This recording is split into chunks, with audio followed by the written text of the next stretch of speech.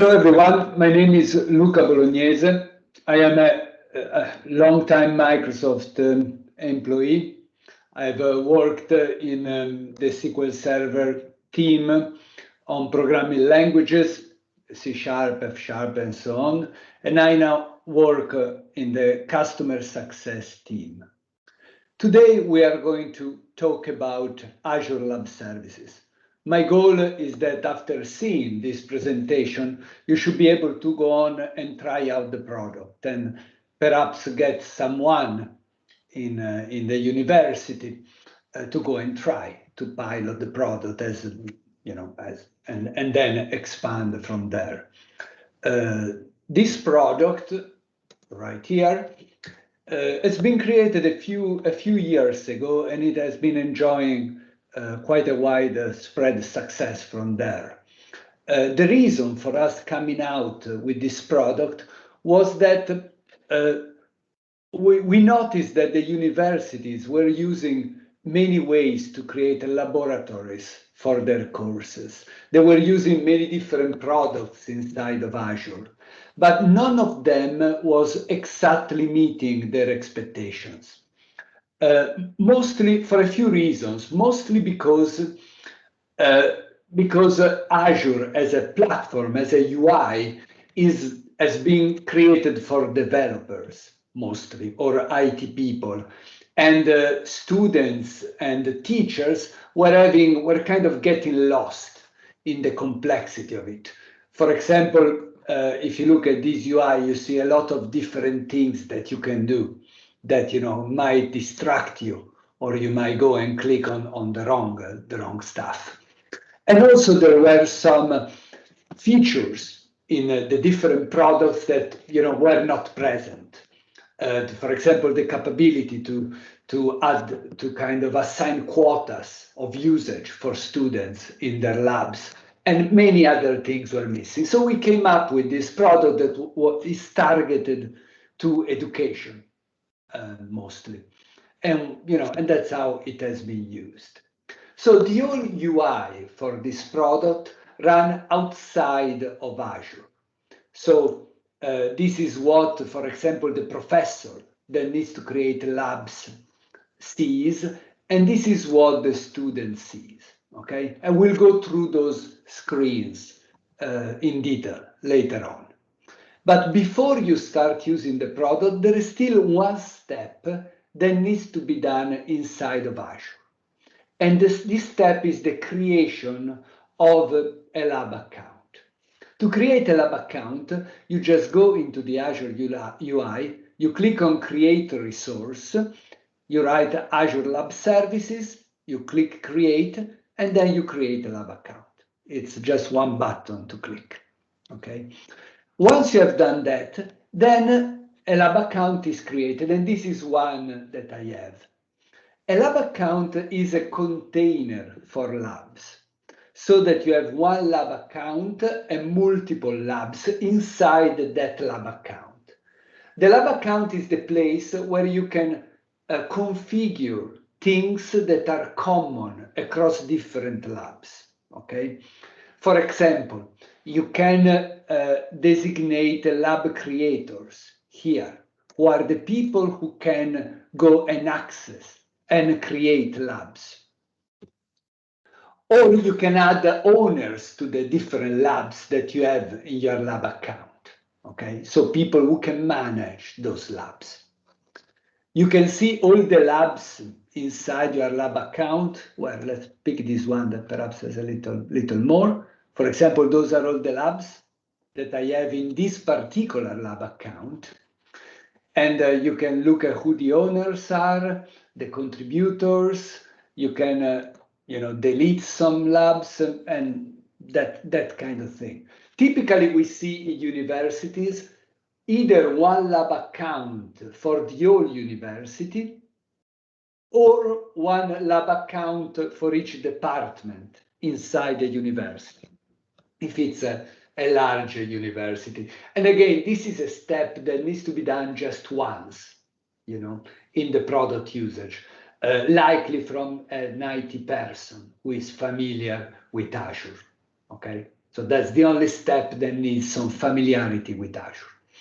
Some other things that you can set in a lab account are which marketplace images a lab creator can use to create a lab. So when someone goes and tries to create a lab, the only images that will be available to them are the ones that you have set as enabled here. Okay, so if I create a new lab inside this lab account, I can choose between those Azure images. Okay, those other images that are here are not enabled, so they will not appear as a possible choice for the lab creator. Okay, you can also create your own custom image with just the products that you need, and we are going to talk later on how you go ahead and do that. And that's a feature that is used a lot. So typically universities, they create a custom image that is for a particular set of courses, or a custom image for the whole university even, and that's the only thing that they want the lab creators, so their professors, to be able to use when they create a lab. Okay, and we are going to see how you can go in and simply create one of those. Another setting at the lab account level that I want to touch on is the enable of peer virtual network. So what that does is that by default, if you create a lab, all the VMs in a lab are on a network that is completely separated from the university network, so from the intranet, which works in a lot of cases, but in some cases it doesn't work. For example, if you have a licensed server inside your university, then you can enable peer virtual network. You can choose the network where your licensed server is. Perhaps you can set the address range that you want your virtual machines to be created on. And when the product creates VMs for a lab, they will be created inside this network. And given that this is the same network where the license server lives, or where whatever resource lives, they will be able to access that resource. And so everything will be okay. Okay. So those are the kind of few things that you can set at the lab account level. Okay, and remember, you have one lab account that contains multiple labs. But your professors and your students, they don't need to care about that. Okay, your professors, so the lab creators, or more often the IT people that creates labs for those professors, they have this very simplified view of the world. They run outside of Azure, so they don't have the kind of the complexity of the Azure UI. These are just kind of big boxes, and they have one box for each of the labs that they have created. Okay, and if they want to create a new lab, they just click on the new lab button. Again, we tried to make this so simple that even if you are not a software person, you should be able to use it. That was our goal. You need to set three things in a lab: the name of the lab, I don't know, like this, for example. You have to choose one image that will be present in all the student VMs, okay? And here, this is the connection to the images that I've shown you before at the lab account level. The only things that you see here are the images that you have enabled at the lab account level, either Azure images or custom images that you have created, like this one, for example, which is an image that I have created. So that's the second thing: name, image, and then you have to choose a size for the VMs. And this is where, the bigger VM you choose, like this huge one, the more you pay, okay? In the lab, obviously, I would say. One interesting thing to notice here is that we reduced the number of choices because we thought that the hundreds of choices that Azure provides would be overwhelming for a teacher that might not be familiar with Azure. So we have reduced it. We have given shorter names to be more kind of easier to pick, and there is a description of when each one might be useful on. An interesting thing here to notice is nested virtualization. So the way the product works is that each student gets one VM in the lab. If they go to multiple, if there are multiple subsequent classes for a course, they get the same exact VM, so that if they store something on the VM disk, that something will be there again when they go to their next class, okay? But the limitation there is that each student has just one VM, and that might not be okay for some courses, like network courses. Maybe you need one student to have multiple VMs, and then set, kind of network connections between those VMs. If you need that, then you can use nested virtualization, so that inside a single VM, you can have multiple virtual VMs, okay, inside one. So from the product point of view, it's still one student to one VM, but you can run your course as is if you have, many, okay? As this is a Linux VM, you can enable remote desktop connection. We will open the RDP port for this VM, so that then you can connect to your Linux VM through RDP, remote desktop connection. Otherwise, you will be able to connect just through SSH. Then you set a username.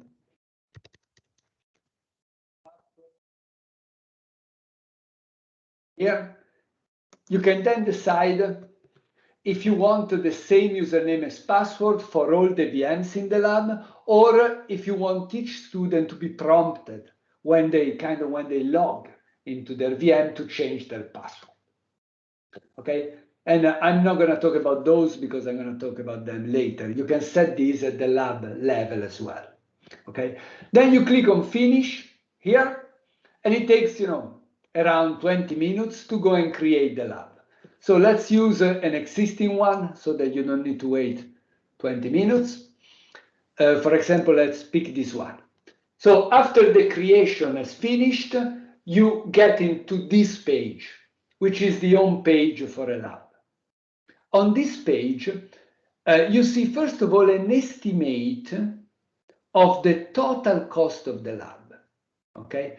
And this estimate is the maximum cost that you are ever going to pay for this lab, okay? And we are going to talk about how this cost is calculated. But for now, it is enough to know that you cannot spend more than that for this course. And this is very important because oftentimes when you work in a cloud environment, you don't exactly know how much you are going to spend for something. There are network connection, disk cost, but a lot of different stuff that enter into the estimate. And the people we work to, education institutions, universities, oftentimes they were surprised by the bill at the end of the day. So what we did, this is a package where you don't need to worry about all those different things. The only thing you know is that as maximum, this is what you're going to pay. You're likely going to pay much less than that, as we will see, but that's the maximum, okay? So that's on the main page. The other concept that you need, there are a few concepts to understand about the lab. And the first important one is a template. A template is a VM inside the lab, which is a bit special. You can connect to this template, install whatever program you want on it, and then you can click on publish, and then all the VMs inside the lab will become like the template VM, okay? So if you want to install special programs for your student just for this course, you can do that and then click on publish and they will have those programs.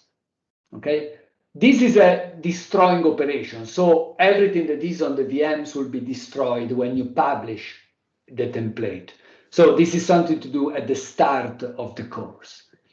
If you end up with a template that you think can be useful across multiple courses, you can click on Export to Shared Image Gallery. And if you do that, then your template will end up here in the lab account Shared Image Gallery that I showed you, at the start of the presentation, which means that whoever creates a lab can now use your template. Okay, so that's the way to create custom images that you can use across labs. Okay, once you have your template, you want to invite users to your lab.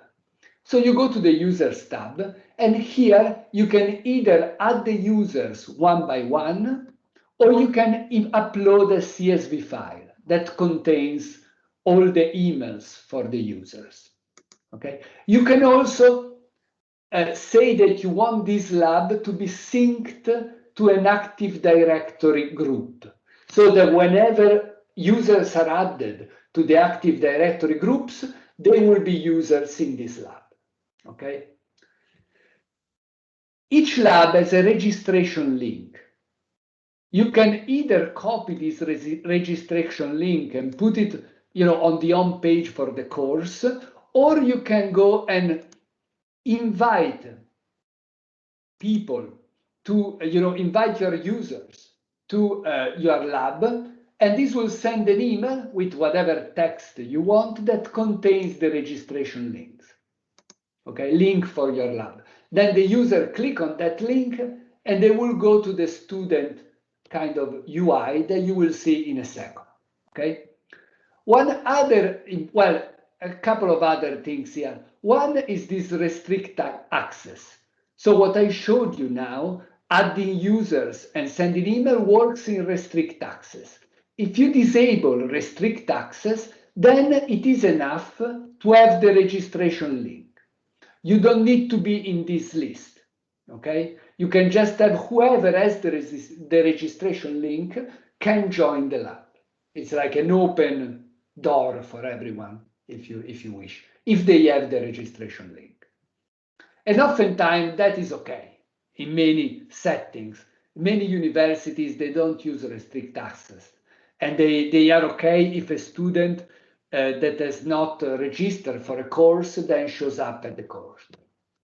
They are okay with that in a lot of cases. The other important point here is the quota.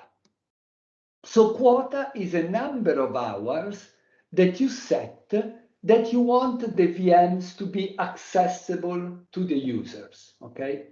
So if you set 10 there, then the users will be able to access their VM for 10 hours.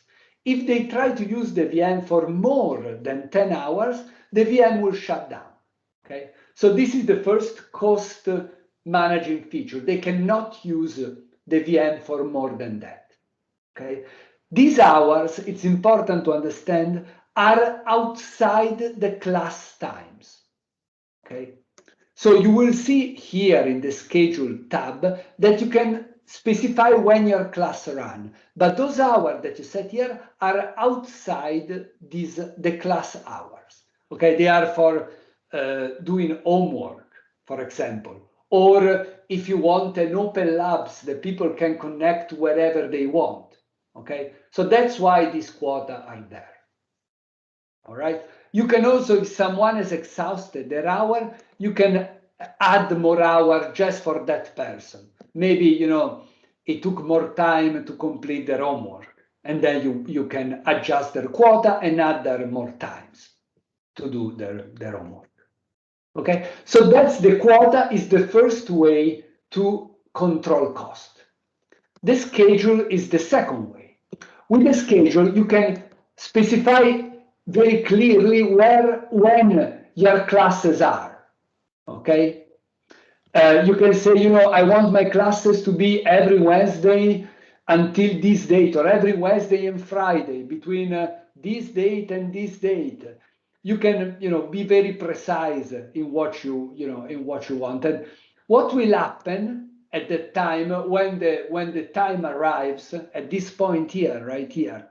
What will happen is that the VMs will all start up, so that when the student connect, the VMs are ready for them.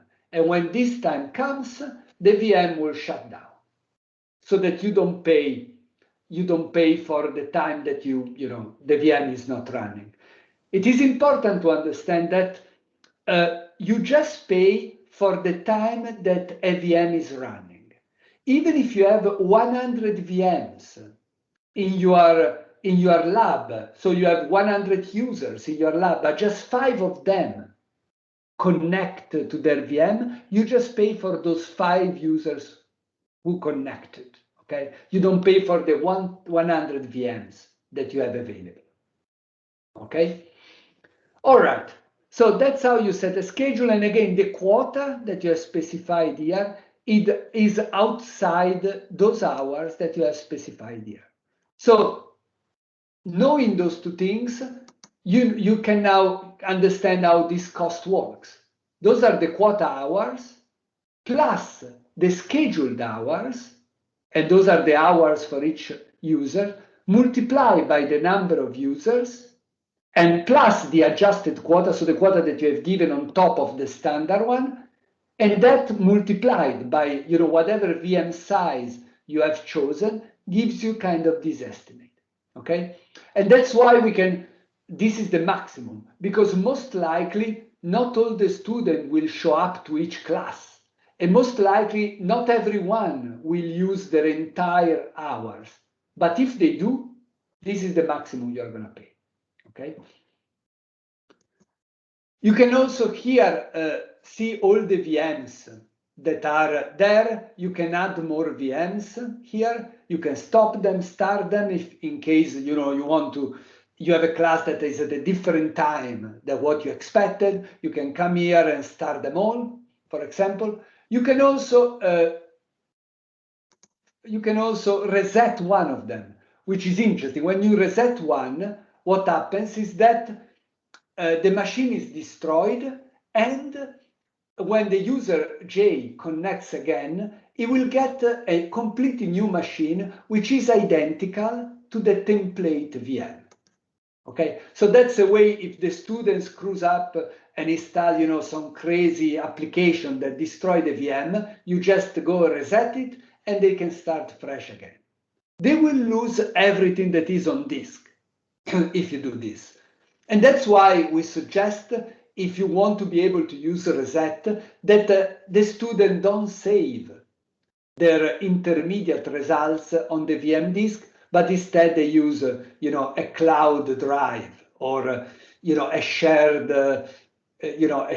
directory, or whatever of the many ways that there are to share things. Okay. Okay, the last thing to talk about in terms of lab creation are those settings that, again, they help with cost. So here you specify that you want to shut down the VM when a user disconnects after 15 minutes. Okay, this is to prevent the user to disconnect from a VM without stopping the VM. So if you don't stop the VM, you will continue incurring cost. Okay, so this one prevents that from happening. Okay, you can also shut down one VM if the user do not connect. So as I told you at class time, all the VMs for all the user will start, but it just 2 people connects. Then after 15 minutes, all the others VM of people who didn't connect will be shut down, so that if they then come and join, they will need to start them up manually. Okay, but in the meantime, you don't pay for those other 98 VMs running. Okay, so those are other features that allows you to control cost. Okay. So that's all you need to know about creating a lab. You've got a template, you can invite users, you can set schedules and quota, and you can go and look at all the VMs that you have. Okay, so that's the professor view of the product. For the students, the view it's even simpler. When they click on the registration link or when they come to this URL here, they will see one big box for each one of the courses they have access on. If it is during class time, then the VM will be running. If it is not during class time, they will need to run it manually. Okay, and that's kind of what you want, so that the VM cannot be running all the time. Otherwise, the price that you pay will be too big. Here they can see how much quota hours they still have available to them, if you have given them quotas. And if they want to connect, it is as simple as coming here and connecting. Okay, clicking on the button, and you connect, in this case, using remote desktop connection. I hope I typed the password right. We shall see. Yeah, and they connect to their Linux VM, for example. And these VMs are on the Azure backbone, so they have as kind of very quick kind of network speed, which is not happening now for some reason. Let's see. Let's do it again just once. Maybe this thing needs to be started from fresh, or it takes some time. Well, anyway, yeah, here it comes. It's just slow to show up. Yeah, so this is kind of the network connection that that your students have. So yeah, so you got good internet on these things, I will say. All right, so that's how you connect. And to connect, you use a remote desktop connection. And there is a remote desktop client for each operating system, from the iPads to Linux to whatever else. But if the user really doesn't want, they just want to connect through the web, through a kind of browser, we are working on that feature. It's not available yet. It's available just in alpha form, but we are working on it. Okay, so that's how you connect to the VM. This one a Linux VM, and this is the only thing that the students needs to understand. Okay, we try to make it really super simple and completely outside of the Azure UI, as you can see. Okay, all right. Another interesting feature is the kind of integration with Teams. So if you want to run your lesson remotely using Teams, then you can just install. Let's go into Teams here. Here, for your Teams channel where you're doing your lesson, you can just go and following the instruction on a website that was on the screen, probably not long enough. But let me see if I can. Yeah, here it is. So you just search for it, and it will be the first thing that pops up. But anyway, you can come here, and you have a very similar UI as a professor, as a lab creator. You have a very similar UI to the one to create a lab. You can click on new lab and create a new lab. You can connect to an existing lab. You can have inside one lesson, you can have multiple labs as well inside one channel in Teams. You can have your face on the left presenting the lesson, and have people doing their lab work using this. So you have a similar view to the lab creator view that you have on the web. If you're a student, then you see a very similar.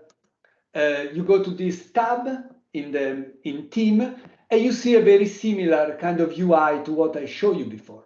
You can go and connect to your virtual machine as I did before. So from the student point of view, they just connect to the channel, and they have a lab available to them that they can use under the professor direction. And we keep kind of the users in the lab in sync automatically with the users in this Teams channel, so that if new user comes in, new VMs will be kind of published for them. And if the user leaves, then the VMs will be removed from this team. So you don't need to worry about separately inviting user to the lab. If they are part of your team channel, they will automatically get a VM. Okay, so this is the deep integration that we have kind of created with team. Okay, and you know, that's what you see pretty much. You just follow these simple steps here to add that tab at the top of the team channel, and then you're ready to go, like 4 steps. And then you're ready to go. You can create labs for your team. Another thing that might be interesting to know is that there is a blog on Azure Lab Services, which has a huge amount of information in it. How to run, you know, it has all sorts of use cases here. For example, this one, customer stories, for people using, let's look at this one, for example, people using Azure Lab Services for their class. Yeah, like this one, for example. You know, we have many others, and also a lot of technical material on how to use, you know, custom roles, so the teachers have just, you know, limited power on what they can do with the lab, or class types. So if you have used this particular product and you need to run a class on this product, then, you know, there are descriptions on how to do that, and so on and so forth, how to integrate with Intune, and a lot of stuff is in here. And you can go and look at it. If you're running a class, and the product, we try to make it, you know, super simple, but if you need more advanced stuff, here is a place where you can find it. And another thing that I'd like to point out is this PowerShell library that we have here. So if you end up deploying Azure Lab Services in a large setting, in a big university, you probably don't want to be pressing button in the UI every time you want to create a new lab. And so you can go and use this PowerShell library to very simply create new lab account, create new lab, stop VM, start VMs, pretty much everything that I have showed you through, you know, that I've showed you through the UI. You can do it programmatically here. So you can create, for example, a set of script, and you just run the script with some parameter maybe, and a new lab for this particular professor has been created, and the professor can go and use it, or automatically add, you know, users from whatever system you use to keep your users, automatically add them to a particular lab, or whatever kind of automation scenario you might think of. You can come here and use this library for it. And if it doesn't work, log a bug, and we'll look at it. Okay, so that's kind of those are the main things about this product. You've got a lab creator view, you've got a student view, and both of them are very simple and outside of the product. And you know, and if you want more info, just go to just go to the blog, and you have as much info as you need. And, you know, also obviously the documentation and everything, you know, that it's fully documented in the standard kind of Microsoft documentation. All right, so that's all I have to talk about today. So thank you very much for listening. I hope that will be useful. And if you have universities that are you know, want to give it a try, the way that we have seen it working the best is by having a friendly professor start a pilot using it, and once you know, the students love it and the professor loves it, then you can expand to other people, and it spreads rather nicely after that. Okay, so that's all I have. Thank you very much.